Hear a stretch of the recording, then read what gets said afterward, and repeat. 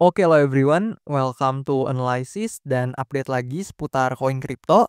Dan di video kali ini kita akan bahas salah satu meme koin yang banyak banget teman-teman semua request di beberapa postingan video saya sebelumnya, terutama di kolom komentar ya, yaitu meme koin PP teman-teman. Dan per video kali ini juga harusnya sih teman-teman udah pada kenal ya untuk PP itu apa, kemudian terinspirasi dari mana dan sebagainya. Tapi buat teman-teman yang mungkin belum tahu nih untuk PP itu apa atau mungkin masih baru banget di dunia crypto and Web3, teman-teman boleh banget nonton video pembahasan PP yang udah pernah saya upload di beberapa bulan sebelumnya. Dan di situ saya jelasin nih ketika awal-awal price action PP ini belum sampai di harga sekarang, kemudian PP itu seperti apa atau meme coinnya itu seperti apa dan sebagainya. So teman-teman feel free untuk mampir aja dulu ke sana dan nanti feel free atau boleh banget juga untuk balik lagi ke video ini setelah nonton video tersebut.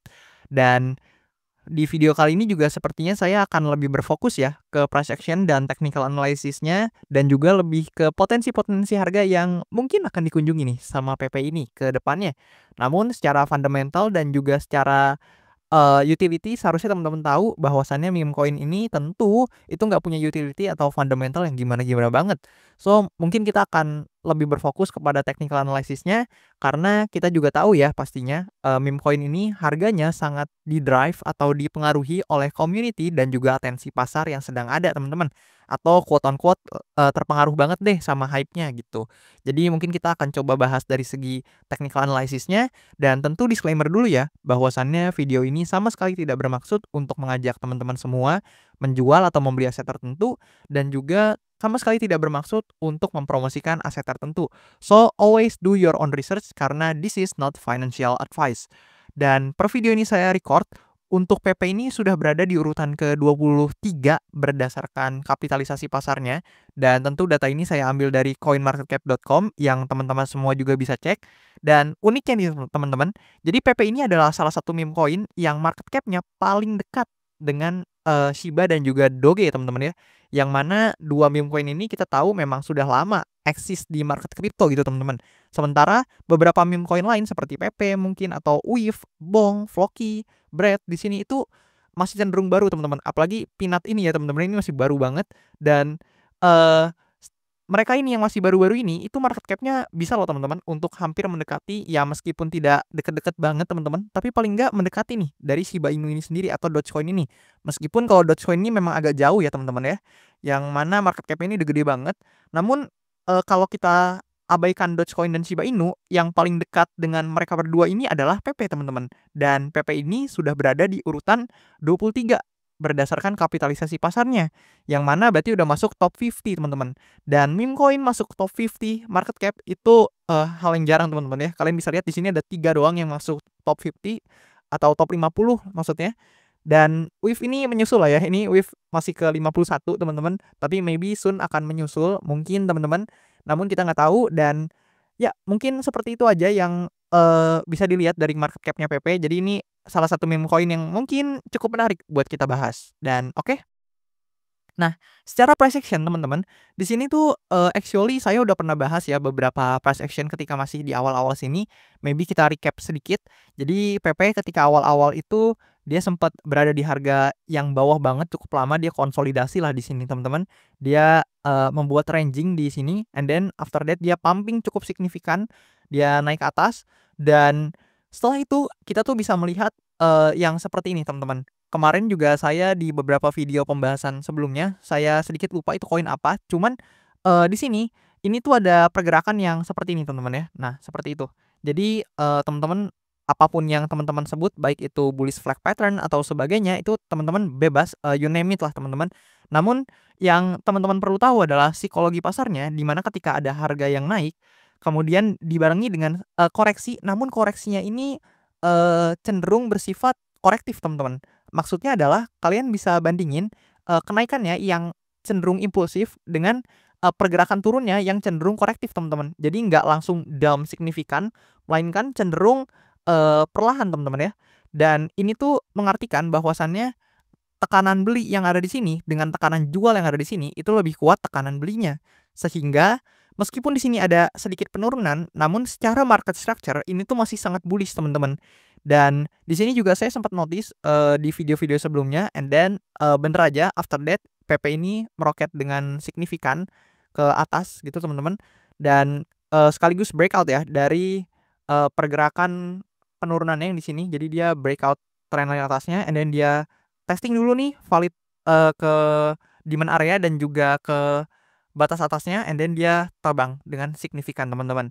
So, congratulations buat teman-teman yang mungkin profit dari sana and then kita next ke pembahasan selanjutnya di mana di sini PP ini juga semacam membentuk pergerakan yang hampir mirip di mana dia di sini udah breakout juga dari trendline atasnya and then teman-teman bisa lihat dia sedikit konsolidasi di sini and then setelah itu dia take off terbang teman-teman.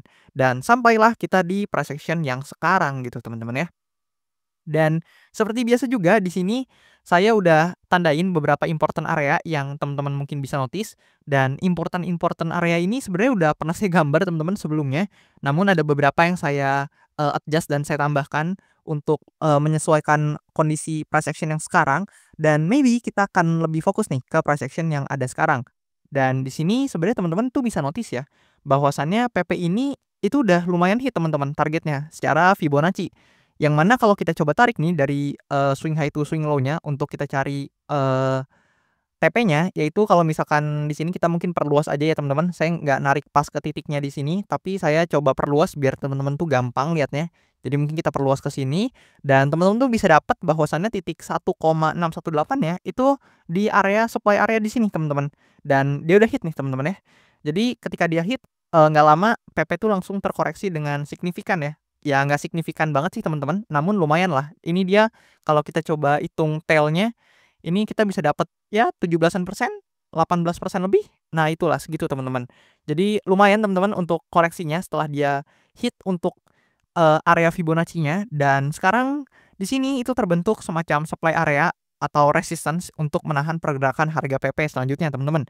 Dan di sini kalau kita lihat ada beberapa potensi yang mungkin terjadi sama PP ini dan maybe kita akan bahas ya teman-teman. Dan sebelumnya kalian tuh perlu paham atau perlu tahu dulu bahwasannya secara structure PP ini jelas bullish banget teman-teman ya. Di mana dia terus create yang namanya higher high teman-teman. Di sini kalian bisa lihat kalau kita sedikit ilustrasikan di sini higher high, higher low, and then higher high. Kemudian mungkin kita bisa tarik ke sini jadi higher low-nya, and then higher high lagi dan seterusnya teman-teman. Jadi untuk PP ini secara market structure itu sangat cenderung bullish teman-teman. Dan di sini ada beberapa kemungkinan yang mungkin terjadi sama PP ini. Yang pertama atau menurut saya ini kemungkinan yang paling mungkin terjadi sama PP, yaitu PP ini mungkin akan nge-fill dulu fair value gap yang ada di sini teman-teman. Nah, di sini tuh ada fair value gap. Jadi actually di candle ini teman-teman kalian bisa lihat di candle ini tuh ada fair value gap yang mana udah di-fill sampai sini sebenarnya. Dan sebenarnya tuh fair value gap-nya sampai sini teman-teman ya. Kalau kita nah sampai sini lah ya. Cuman udah beberapa di-fill jadi kita adjust ke bawah sini. Nah, ada di sini yang belum ke-fill teman-teman. Dan di sini juga ada demand area yang mana demand area ini terbentuk dari pergerakan sebelumnya. Nah, kita coba intip. Nah, di sini teman-teman, kalian bisa lihat ini adalah resistance sebelumnya yang sekarang jadi demand area harusnya teman-teman. Jadi ada potensi PP ini yang mungkin mengunjungi demand area di sini sambil mencari liquidity dulu atau isi bensin lah ya bahasanya teman-teman. Jadi mungkin dia akan turun secara perlahan, isi demand areanya dan juga fair value gap-nya di fill, and then maybe dia baru coba testing lagi ke supply area di atasnya teman-teman. Atau kalaupun nanti PP ini turun lagi mungkin ke demand area yang di sini, itu teman-teman mungkin jangan terlalu panik karena secara structure itu dia masih bullish teman-teman. Jadi kalian tuh bisa lihat titik, lower low kita itu kan ada di kisaran harga di bawah sini teman-teman. Nah, di bawah sini. Nah, itu tuh masih cukup jauh meskipun jadi kalau misalkan kita, dapat PP terkoreksi sampai demand area di sini pun itu menurut saya masih cukup bullish untuk PP ini sendiri. Dan hopefully ya untuk teman-teman bisa memanfaatkan pergerakan harga dari PP ini buat yang memang mungkin berniat transaksi. Namun tentu saya tidak meng-encourage ataupun tidak mempromosikan apapun ya teman-teman, sesuai dengan disclaimer di awal. Saya tidak mengajak sama sekali siapapun untuk melakukan aksi jual beli. Dan balik lagi ke pembahasan tadi, di mana di sini ada potensi PP ini nge-fill fair value gap di sini sambil testing ke demand area di sini atau maybe di bawah sini. Namun mungkin pergerakannya akan seperti ini ya teman-teman ya, nggak akan langsung boost turun ke bawah seperti itu, nggak mungkin akan sulit terjadi seperti itu. Namun pergerakannya akan mungkin seperti ini, kalian bisa lihat perlahan nih, penurunannya perlahan, and then mungkin testing ke demand area di bawah sini atau di sini, baru kemudian ada potensi untuk dia, coba testing lagi nih ke supply area di atas, teman-teman.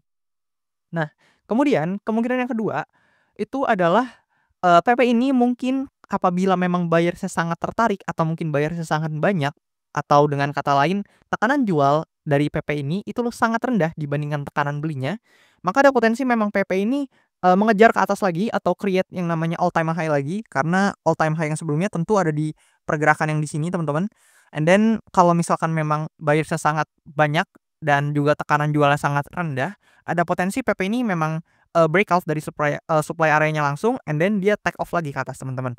Dan kalau ditanya hal tersebut, maka mungkin kita bisa coba pakai Fibonacci ini untuk, memprediksi atau quote on quote untuk, meninjau ya, area mana yang mungkin bisa dijadikan sebagai acuan untuk, eee, pemberhentian atau, stop harganya selanjutnya, teman-teman. Dan kita bisa dapat di sini ada area, 2,618 ya, teman-teman, atau area Fibonacci juga di kisaran harga ini.